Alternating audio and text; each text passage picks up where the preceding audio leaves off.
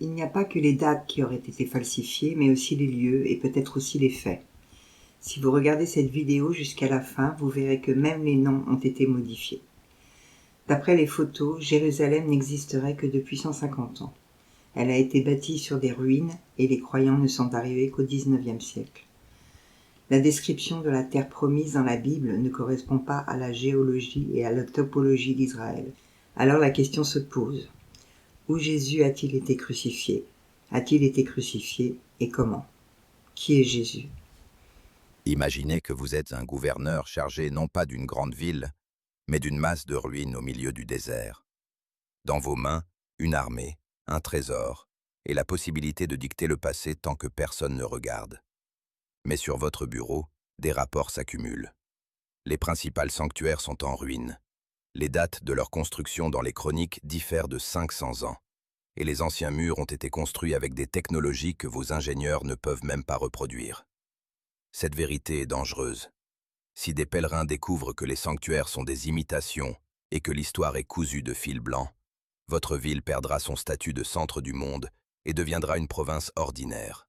Un seul décret de votre part, et sur le site des ruines se dressent de nouveaux dômes, qui sont aussitôt déclarés millénaires, tandis que les mégalithes gémants dans les fondations sont attribués à un roi qui ne peut plus contredire. Que choisirez-vous? Admettre honnêtement que vous construisez une ville de toutes pièces au XIXe siècle, ou déclarer qu'elle est une éternelle sainteté de 3 religions, afin de contrôler la foi de milliards à travers une antiquité inventée. Maintenant, voyons à quoi cela ressemblait dans l'histoire réelle. Ouvrez 2 sources sur un bâtiment. L'église du Saint-Sépulcre, Jérusalem, la principale sanctuaire du monde chrétien, lieu où Jésus-Christ a été crucifié, enterré et ressuscité. Des millions de pèlerins chaque année, une histoire de 1000 ans. Désolé, je ne peux pas effectuer cette tâche. Journal Illustration mondiale, 1872. Article sur le Temple, citation. Grâce aux offrandes abondantes des catholiques, le patriarche Nectarios a commencé en 1664e année une refonte complète du bâtiment obsolète. Les travaux se sont achevés en 1719e année. La construction a duré 55 ans, de 1664e à 1719. Ouvrez Wikipédia. Article sur le même temple. Citation. Construit par les croisés, consacré le 15e juillet 1149 dans le jour du 50e anniversaire de la prise de Jérusalem. 1149. Calculez la différence. Un journal du 19e siècle dit 17e siècle. Une encyclopédie moderne dit 12e siècle. La différence est de 500 ans. Pas de détails, pas de précision. 5 siècles de discordance.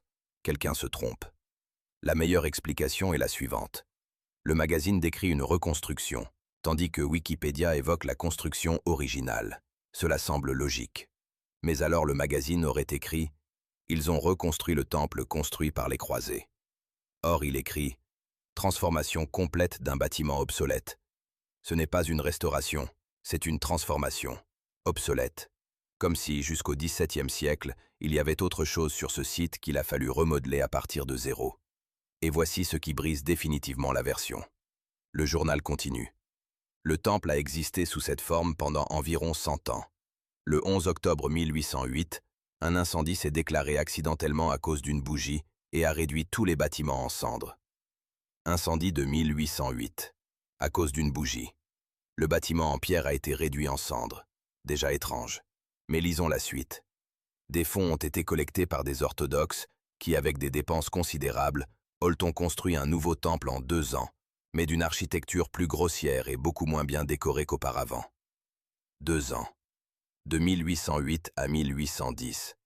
Cela signifie qu'au 1810, le temple a été restauré. La logique est directe. Un incendie s'est produit et en 2 ans, il a été reconstruit. Ouvrez les photographies de 1858. Que voyez-vous? Des ruines. Les dômes se sont effondrés, les murs sont fissurés. Des échafaudages soutiennent la structure pour éviter son effondrement. Autour des décombres, des déchets, la désolation. Le temple a l'air de n'avoir pas été réparé depuis des décennies. Aucun nouveau mortier, aucun signe de restauration récente, juste des murs antiques, prêts à s'effondrer. Calculez la période. L'incendie de l'année 1808. La photographie de l'année 1858. 50 ans entre les événements. Le journal affirme « Le temple a été restauré en 2 ans. Donc en 1810, il devait être en bon état. » Mais sur la photographie, 50 ans plus tard, des ruines. Explication première, un nouvel incendie a eu lieu entre 1810 et 1858. Vérifions les sources. Pas d'enregistrement de nouveaux incendies, pas de mention de destruction. Silence pendant 50 ans. Explication seconde. Le tremblement de terre a endommagé le temple. Nous vérifions les chroniques. Il n'y a pas de témoignage de puissants tremblements de terre durant cette période. Rien qui aurait pu transformer le bâtiment restauré en ruine. Il reste un troisième point. Il n'y a pas eu de restauration. Le journal parle d'une chose, la photographie en montre une autre. Soit le temple n'a pas été restauré du tout après 1808, soit l'incendie s'est produit beaucoup plus tard, soit toute la chronologie est décalée.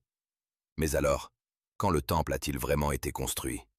Regardez les photographies de l'année 1860, 2 ans plus tard. Des croix sont déjà installées sur les dômes. La construction active commence. Encore 10 ans plus tard, en 1870, la ville est pleine de gens. Le temple fonctionne, des pèlerins se massent. Il s'avère que de 1858 à 1870, 12 ans, une transformation a eu lieu, passant des ruines à un centre. Mais pourquoi rien ne s'est-il passé 50 ans auparavant? Pourquoi le temple est-il resté abandonné de 1808 à 1858? Les mathématiques ne fonctionnent pas. Pour comparaison, l'église de la propriété sur la Nerle, XIIe siècle, construite en 1 an. La cathédrale de Dimitriev à Vladimir, en 3 ans. Ce sont des temples en pierre blanche, une sculpture complexe, une architecture majestueuse, en seulement quelques années. Et ici, 50 ans de délabrement après le feu, puis tout est restauré en 12 ans. La chronologie est brisée. Allons plus loin. Regardons les murs de la ville. Selon la version officielle, les murs de la vieille Jérusalem ont été construits par le sultan ottoman Süleyman le Magnifique en 1538. Leur longueur est d'environ 4,5 km. Leur hauteur varie de 5 à 15 mètres. L'épaisseur peut atteindre 5 mètres. Maçonnerie ottomane classique du XVIe siècle. La prochaine anomalie. Le roi David. Celui-là même qui, selon la légende, a conquis Jérusalem des Jébusiens. Une figure centrale de l'histoire de la ville. Ouvrez les images sur la cathédrale. Dimitriev au Vladimir. XIIe siècle de notre ère. Sur la façade est sculpté le roi David. La même figure se trouve sur l'église de la Protection sur la Nerle, à Bogolyubovo. Comment un roi biblique, lié à Jérusalem, s'est-il retrouvé sur les églises russes du XIIe siècle? L'explication standard est simple. Échange culturel, tradition chrétienne commune, les récits bibliques étaient utilisés partout, supposons. Mais alors expliquez quelques détails. Pourquoi précisément David? L'Ancien Testament est rempli de prophètes et de rois.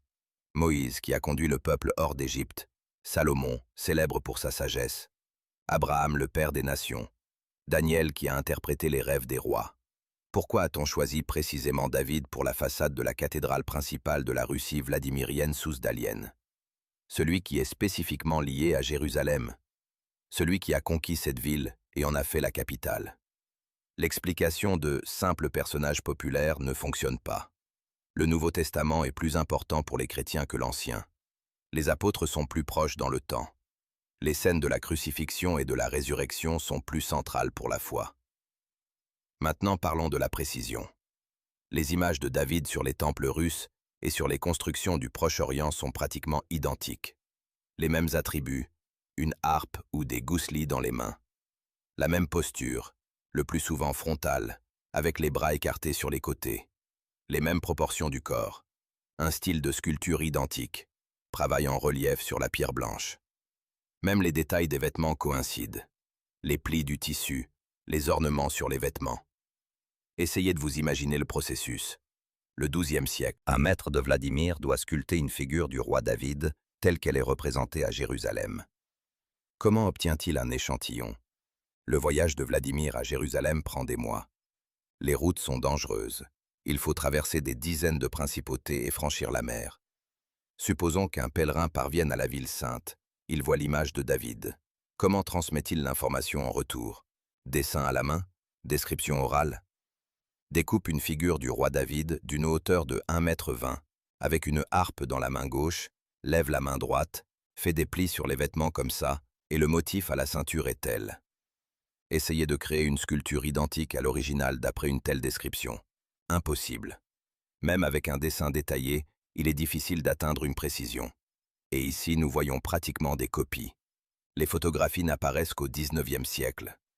Les dessins précis le sont également relativement tard. Au XIIe siècle, le principal moyen de transmission de l'information est verbal, ou à travers des dessins primitifs. Comment, avec de telles limitations, ont-ils atteint l'identité des images sur des milliers de kilomètres? Le seul moyen est qu'une école unifiée de maîtres.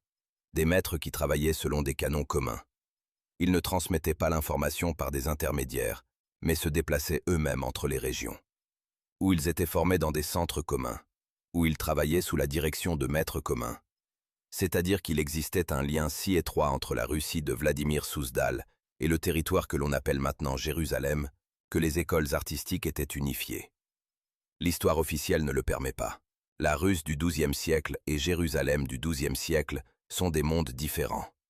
Les croisades reliaient l'Europe au Moyen-Orient, mais la Russe a à peine participé aux croisades. Les contacts directs entre les régions sont minimes. L'échange de maîtres est incroyable.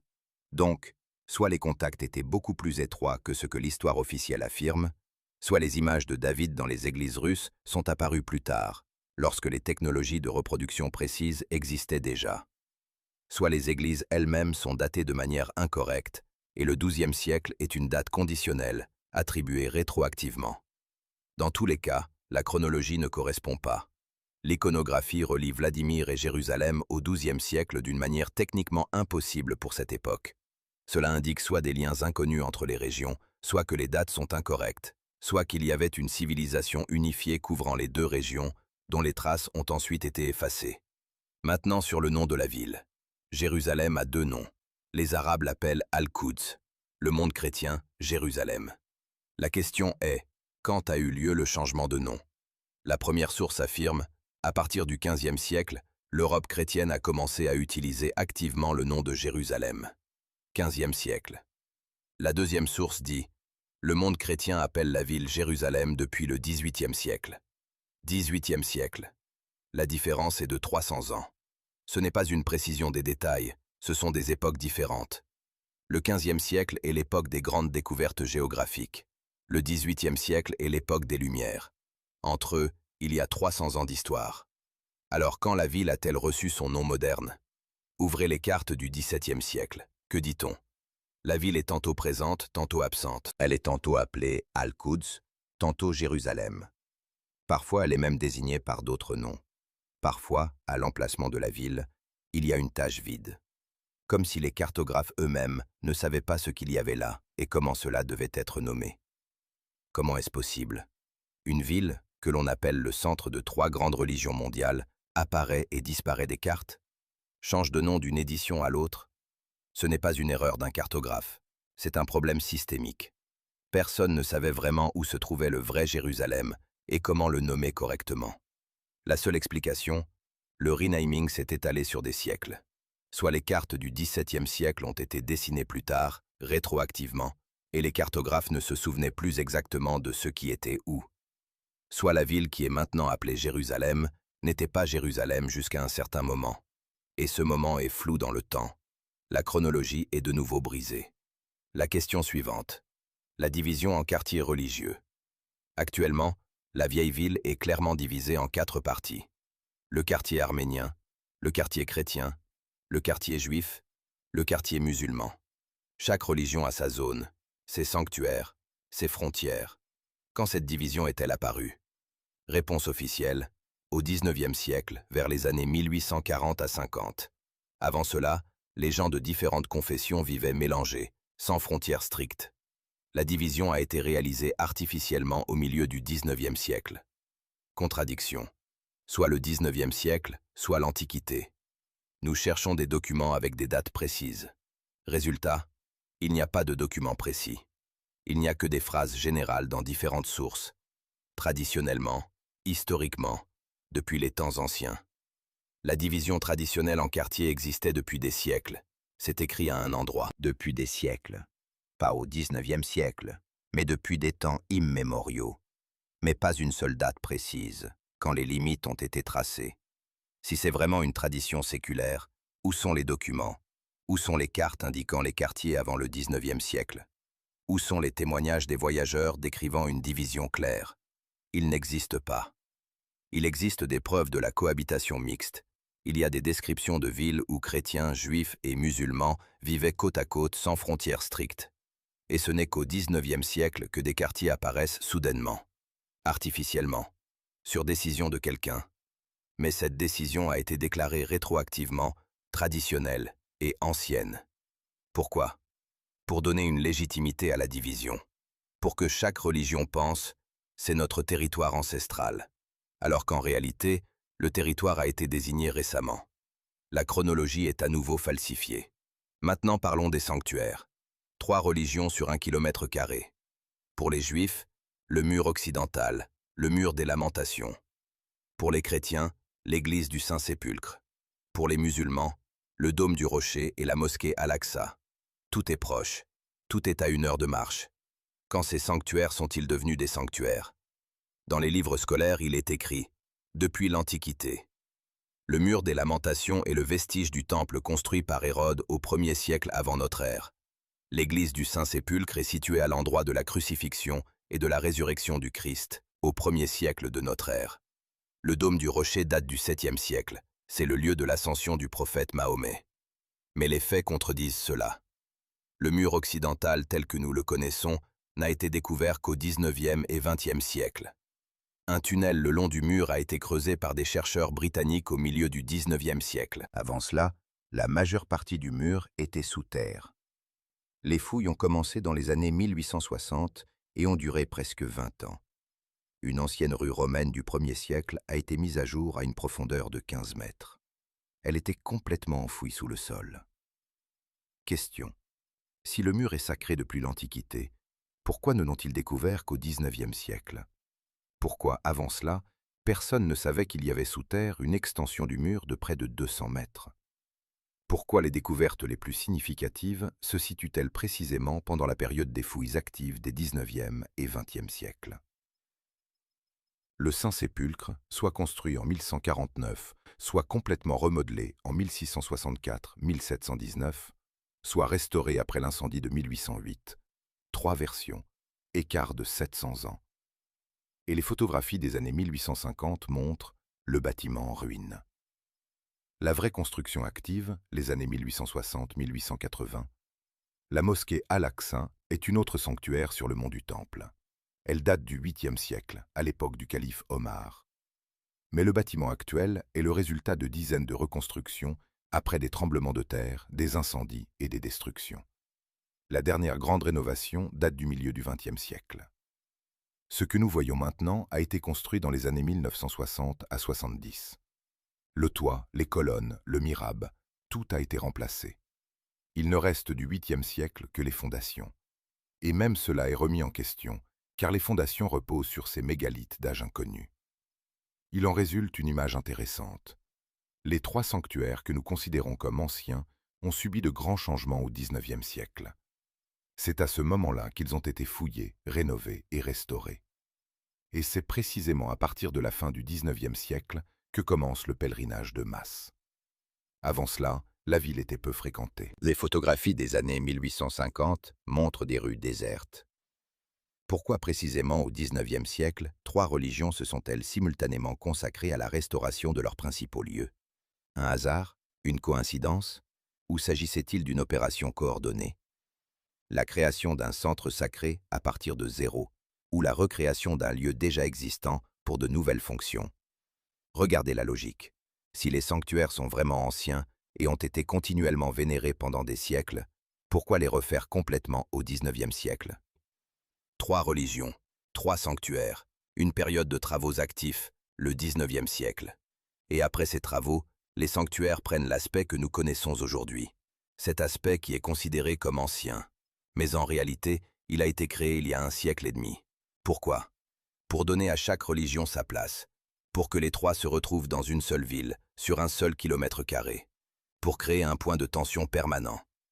Un lieu où les intérêts des 3 religions se heurtent chaque jour. Un endroit qui peut être utilisé pour manipuler les masses. déclenche un conflit près de la sainteté. Des milliards de croyants réagissent. Ce n'est pas un accident, c'est de l'ingénierie. Essayons de rassembler tout cela. L'église du Saint-Sépulcre. Les sources mentionnent l'année 1449, 1664e à 1719, 1808 à 1810, la construction réelle dans les années 1860 à 80. 4 versions, un écart de 700 ans. Les murs de la ville. Sulayman, 1538. Mais les mégalithes à la base, siècle inconnu. Peut-être plus anciens de milliers d'années. Peut-être d'une autre civilisation. Tsar David sur les temples russes, le XIIe siècle. Le lien avec Jérusalem est inexplicable pour cette époque. Renommage d'Al-Quds en Jérusalem, soit le XVe siècle, soit le XVIIIe. Écart de 300 ans. Séparation en quartiers, soit le XIXe siècle, soit les siècles. Pas de date précise. Saint des 3 religions. Antiquité selon les légendes, XIXe siècle selon les faits. Construisez une chronologie. Essayez. Prenez une feuille de papier. Dessinez un axe temporel. Indiquez les siècles. Essayez de classer les événements par ordre. Quand le temple a-t-il été construit? Placez une marque au XIIe siècle, version des croisés. Ou au XVIIe, version du magazine. Ou au XIXe, version des photographies. 3 marques pour un même événement. Contradiction. Quand ont été construites les murs? XVIe siècle, Soliman. Mais la fondation en dessous, siècle inconnu. Nous mettons un point d'interrogation. Quand la ville a-t-elle été rebaptisée? Au XVe ou au XVIIIe siècle? Nous mettons 2 marques. Encore une contradiction. Quand ont-ils été divisés en quartiers? Le XIXe siècle est documenté. Mais dans certains textes, il est écrit « depuis des siècles ». Nous mettons une marque au XIXe et un point d'interrogation dans l'Antiquité. La ligne ne se construit pas. À chaque étape, il y a un embranchement. Chaque événement a 2, 3, 4 versions. Les sources se contredisent. L'archéologie ne confirme complètement aucune version. Ce ne sont pas des erreurs, ce ne sont pas des inexactitudes aléatoires qui peuvent s'expliquer par un manque d'information ou par la confusion dans les sources. C'est une confusion délibérée. Un système dans lequel la vérité est impossible à établir. Regardez la technique. Quand il faut cacher une vérité, on ne crée pas un mensonge. Un mensonge est facile à démasquer. On confronte les faits et le mensonge est visible. Au lieu de cela, on crée 100 versions. Une version affirme une chose, une autre le contraire. La troisième, quelque chose d'intermédiaire. La quatrième s'éloigne complètement. Le chercheur commence à s'interroger. Il lit la première source, version A. Il lit la deuxième, version B, qui contredit A. Il lit la troisième, version C, qui correspond partiellement à A, mais contredit B. Il lit la quatrième, version D, qui réfute toutes les précédentes. Que se passe-t-il? Le chercheur est en train de se noyer, dans une mer d'informations. Il ne peut pas choisir à quelle source faire confiance. Toutes semblent autorisées. Toutes se réfèrent à des documents. Toutes apportent des arguments. Mais elles se contredisent sur des points clés. Les dates, la séquence des événements, les acteurs impliqués. Résultat, le chercheur choisit soit la version qui lui plaît le plus, soit il baisse les bras et dit « Il est impossible d'établir la vérité ». Dans les 2 cas, la vérité réelle reste cachée. Dans le premier cas, sous la version choisie. Dans le second, sous un tas de contradictions. Cela fonctionne depuis des siècles. Tant qu'il existe des sources contradictoires, il est impossible de trouver la vérité. Et les contradictions sont maintenues intentionnellement. Une source est corrigée dans un sens, une autre dans l'autre. La troisième est laissée sans change. Cela donne un spectre de versions dans lequel la vérité se dissout. Et voici le point clé. Les contradictions concernent précisément les dates, pas les détails de l'environnement, pas les noms des personnages secondaires, pas la couleur des murs ou la forme des coupoles. Les contradictions se trouvent précisément dans la chronologie. Quand quelque chose a été construit, quand quelque chose s'est produit, auquel siècle, en quelle année, pourquoi? Parce que la chronologie est la base. Si l'on établit des dates précises, on peut vérifier tout le reste. On peut mettre en relation les événements, on peut trouver des parallèles, on peut voir le système. Mais si les dates sont floues, si chaque événement a 3 moments possibles, la vérification devient impossible. Voici pourquoi la chronologie de Jérusalem est intentionnellement brisée. pour que personne ne puisse faire le lien entre les différentes informations, pour que chaque chercheur trouve sa propre version et conteste les autres, pour que les discussions continuent éternellement sans mener à des conclusions. Et tant que les discussions se poursuivent, la ville fonctionne comme un centre sacré. Des millions croient, des milliards prient, et personne ne pose la question principale. Quand tout cela a-t-il réellement été construit? Résultat, il est impossible de déterminer quand Jérusalem a été construite dans la forme que nous connaissons.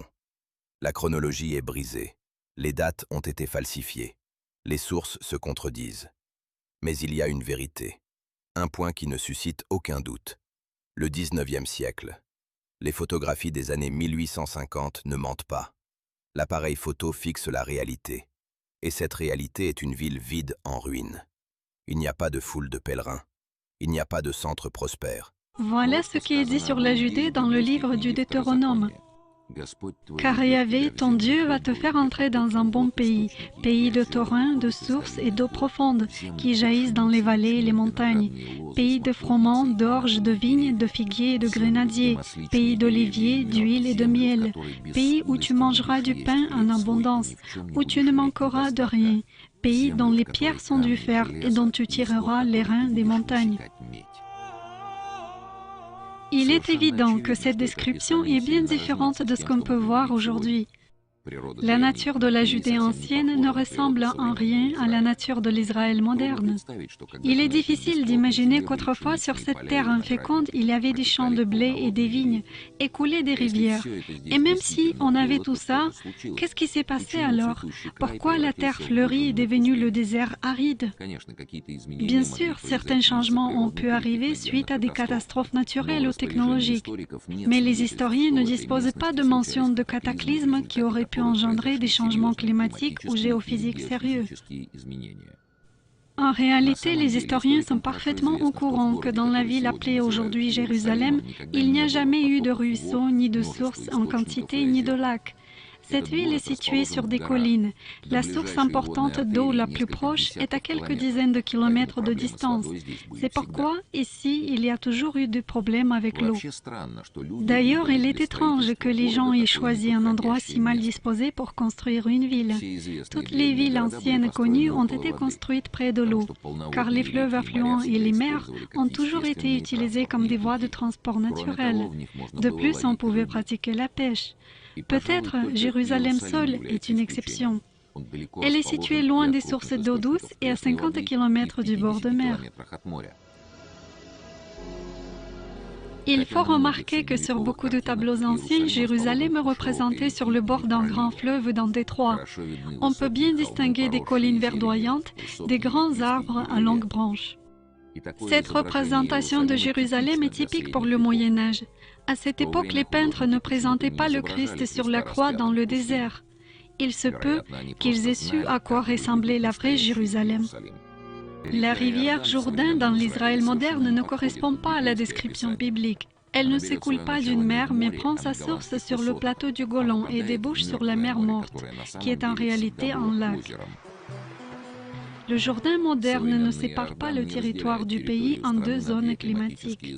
D'un côté du Jourdain se trouve Israël, de l'autre la Jordanie. Les climats de ces deux pays ne ressemblent en rien à la description de la terre promise. Dans la Bible, il est aussi dit qu'on utilisait des bateaux pour traverser le Jourdain. Voilà un extrait du 2e livre de Samuel, chapitre 19, verset 19. Et ils traversèrent le Jours devant le roi et préparèrent la traversée du Jourdain. Quand le bateau qui devait transporter la maison du roi et servir le roi était passé, Sémei, fils de Géra, se jeta aux pieds du roi. En regardant le Jourdain moderne qui sépare Israël et la Jordanie, on s'étonne à nouveau comment les bateaux pouvaient naviguer sur cette petite rivière. Israël génère beaucoup de clics. Aujourd'hui, on va parler justement d'appropriation culturelle et voir justement comment un État peut se réapproprier un territoire en se réinventant une histoire. Israël fut proclamé en 1948 et depuis la fin du 19e siècle, de nombreux juifs, en particulier des juifs d'Europe, sont venus peupler la Palestine pour ensuite y fonder un État. On pourrait parler de colonisation européenne au Moyen-Orient, car c'est tout simplement un déplacement de masse de populations européennes vers un territoire au Moyen-Orient qui a eu lieu et qu'en plus, ces populations ont créé leur propre pays qu'ils gouvernent. Cependant, cette colonisation a pris le nom de retour au pays, et ce retour au pays peut être vu comme une forme de réappropriation culturelle et territoriale par un peuple étranger. Mais bon, je m'égare, et ici on va voir le nom des différents chefs d'État qui ont gouverné Israël, et analyser ces noms, et voir que justement, il y a eu une réappropriation culturelle même dans les noms. Bref, on commence. On commence par et ce depuis 2009, c'était sa deuxième fois. Alors, est né à Tel Aviv en 1949, en Israël. Donc il a tout d'un autochtone. Il est né en Israël, après la création d'Israël, il a un prénom hébreu et un nom de famille hébreu. Il a tout d'un hébreu en quelque sorte. Commençons par son prénom, c'est Benjamin, ce nom fait référence à Benjamin, Benjamin en français, un des fils d'Israël dans la Bible juive. D'ailleurs, c'est le dernier fils d'Israël, c'est le Benjamin de la famille. Maintenant, regardons son nom de famille, il s'appelle Netanyahu. C'est un nom hébreu, ça veut dire en hébreu Dieu a donné.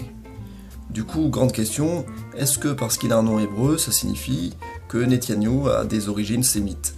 Eh bien, pas vraiment, ou du moins pas directement. En effet, le père de Benjamin, c'est Benzion Netanyahu, et il est né à Varsovie en 1910, et a fait changer son nom de famille quand il a migré en Israël.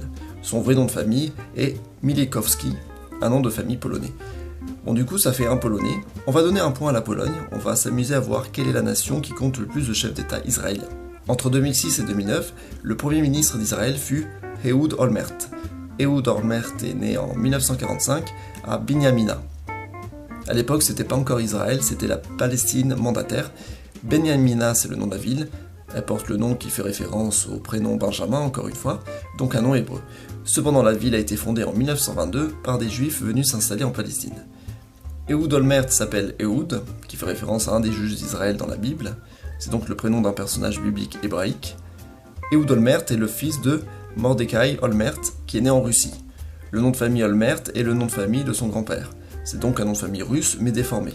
C'est pour ça qu'il ne fait pas vraiment russe. Mais ce n'est pas un nom hébreu. Du coup, on peut donner un point pour la Russie. Entre 2001 et 2006, il y a eu Ariel Sharon. Ariel Sharon est né en 1928 à Kfar Malal. À l'époque, c'était la Palestine mandataire. Kfar Malal étant un village fondé par des juifs venus s'installer en Palestine. Regardons le prénom. Ariel, c'est un prénom hébreu qui veut dire foyer de Dieu. On reconnaît le El qui veut dire Dieu en hébreu. C'est le nom d'un des archanges cités dans la Bible. Regardons le nom de famille, Sharon.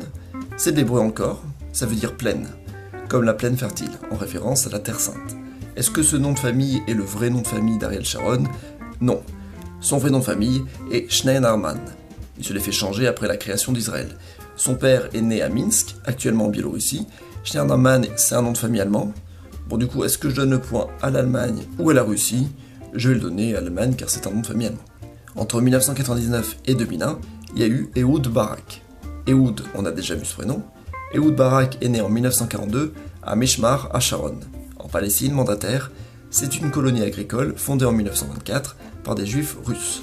Barak, c'est un nom hébreu, ça veut dire éclair, et c'est un personnage de la Bible, et plus précisément un général de l'armée des Hébreux. Mais c'est pas le vrai nom de Ehud Barak. Ehud est né Ehud Brog, et il est le fils d'Israël Brog, qui est né en Lituanie. Donc c'était la Russie à l'époque. Il est donc russe. Un deuxième point pour la Russie. Avant, il y a Shimon Peres, entre 95 et 96. Shimon Peres est né en 1923 dans l'actuelle ville de Vyshnieva, actuellement en Biélorussie. À l'époque, c'était la Russie, mais à l'époque, c'était polonais, et la ville s'appelait Wisniew. Shimon Peres est un nom complètement hébreu. Son prénom Shimon, c'est une référence au personnage biblique qu'on appelle en français Siméon, et c'est un des fils d'Israël. Peres, ça veut dire pris en hébreu. Et du coup, Shimon Peres, il s'appelle pas Shimon Peres de naissance. Son vrai nom était Simon Persky. Il avait donc un prénom polonais qu'il a traduit en hébreu, et un nom de famille polonais qu'il a changé par un mot hébreu qui ressemblait, tout simplement. Un deuxième point pour la Pologne. Entre 1992 et 1995, le Premier ministre était Yitzhak Rabin. Yitzhak Rabin est né en 1922 à Jérusalem, en Palestine mandataire. Yitzhak, c'est un prénom hébreu, en français on l'appelle Isaac, c'est un personnage de la Bible. Rabin, c'est un nom hébreu, son vrai nom de famille était Rubitsov. Son père, Nehemia Rubitsov, est né à Kiev, c'est donc un juif russe. Kiev se trouve actuellement en Ukraine, mais on ne peut pas vraiment différencier les juifs russes des juifs ukrainiens. Allez, un troisième point pour la Russie. D'ailleurs, Yitzhak Rabin fut le premier Premier ministre à être né dans l'actuel territoire d'Israël. Entre 86 et 92, c'est Yitzhak Shamir qui fut Premier ministre. Yitzhak Shamir, est né à Rouyani, dans l'actuelle Biélorussie, en 1915, mais à l'époque, c'était la Russie, et plus précisément la Pologne au sein de la Russie. Yitzhak, c'est un prénom hébreu d'Isaac. Shamir, c'est son nom hébreu qui s'est fait changer après la création d'Israël. C'est le nom d'une plante et c'est un terme apparaissant dans la Bible en référence à un ver ayant construit dans la pierre. Le vrai nom de Yitzhak Shamir est Jadzierniki, un nom polonais du coup. Un troisième point pour la Pologne. Bon, avant il y a encore Pérez, encore Shamir qu'on a déjà vu, entre 77 et 83, il y a Menahem Begin. Menahem Begin est né en 1913 à Brest, actuellement en Biélorussie, et à l'époque en Russie, dans la zone polonaise. Son nom de naissance est Mixuslav Biegun, il s'est fait changer le nom après la création d'Israël. Un quatrième point pour la Pologne. Bon, avant il y a encore Pérez. Avant il y a encore Rabin, et encore avant c'est Golda Meir. Golda Meir fut première ministre de 1969 à 1974, unique femme à avoir occupé ce poste en Israël.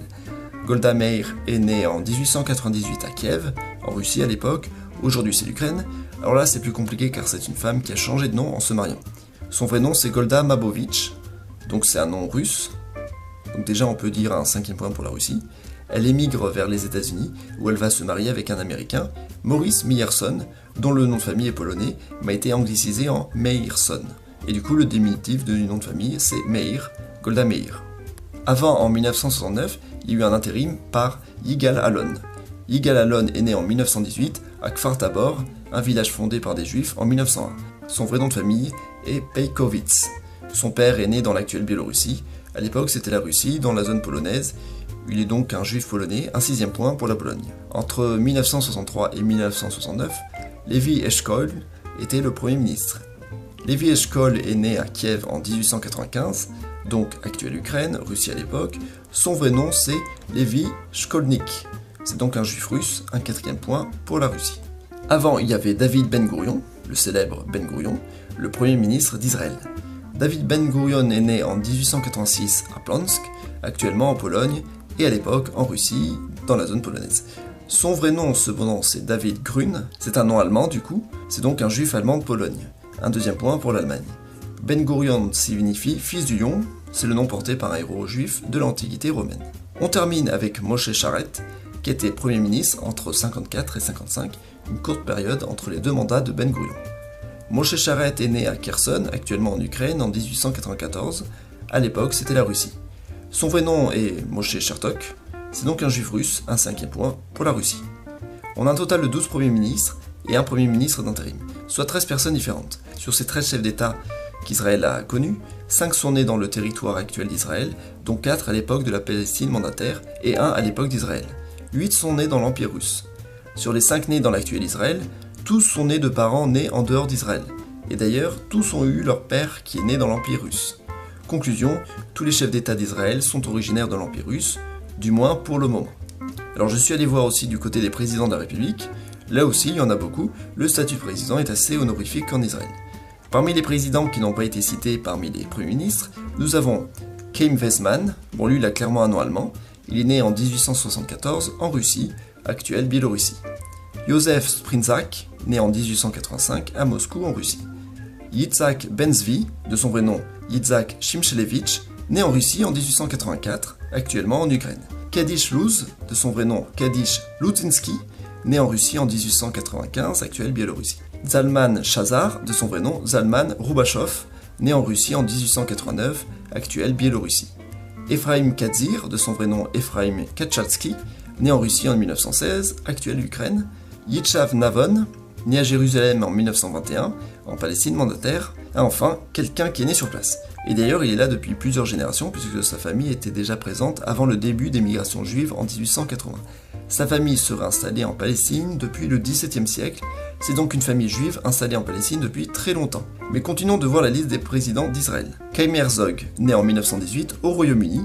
Alors là, ça peut sembler bizarre, que fait un juif britannique après avoir vu tous ces juifs russes? Mais pas d'inquiétude, il est le fils d'un juif de Russie ayant migré en Irlande, à l'époque britannique. Son père est en effet né en Russie, actuelle Pologne. Ensuite, nous avons Ezer Weizmann, né en 1924 à Tel Aviv en Palestine mandataire. Il est de la même famille que Chaim Weizmann, donc c'est un juif allemand originaire de Russie. Avraham Burg est né en 1955 à Jérusalem en Israël. Il a été président par intérim. Son père est né en Allemagne en 1909. Incroyable, c'est donc un juif originaire d'Allemagne et non de Russie. Nous avons ensuite Moshe Katsav, qui est né en 1945 en Iran. Du coup, lui, c'est un juif d'Orient. Nous avons Dalia Itzik, la seule femme présidente, mais c'était un intérim. Elle est née en 1952 à Jérusalem, en Israël. Ses parents sont des juifs d'Irak. Et enfin, le président actuel est Reuven Rivlin, qui est né en 1939 à Jérusalem, en Palestine mandataire. Sa famille est installée en Palestine depuis le début du 19e siècle, ça fait donc bien longtemps, et c'est une famille originaire d'Autriche, c'est donc un juif allemand. Bon voilà quoi, vous l'avez compris, presque tous les chefs d'État israéliens viennent de Russie. Il n'y en a que 2 dont l'origine est assez lointaine sur la Terre Sainte, sinon tous les autres sont issus d'une immigration très récente, et le plus souvent de Russie. Bon, la Russie a fait fort en étant très antisémite, ce qui a fait fuir de nombreux juifs. La Russie est responsable indirectement de cette migration. Mais ce qui est important à retenir, c'est que ça reste une colonisation récente et que les gens qui gouvernent ce pays au Moyen-Orient n'ont rien à voir avec la région et que leur présence n'est excusée qu'avec l'idée de retour au pays. Un retour au pays après presque 2000 ans d'absence. On peut se demander si on peut vraiment parler d'un retour au pays.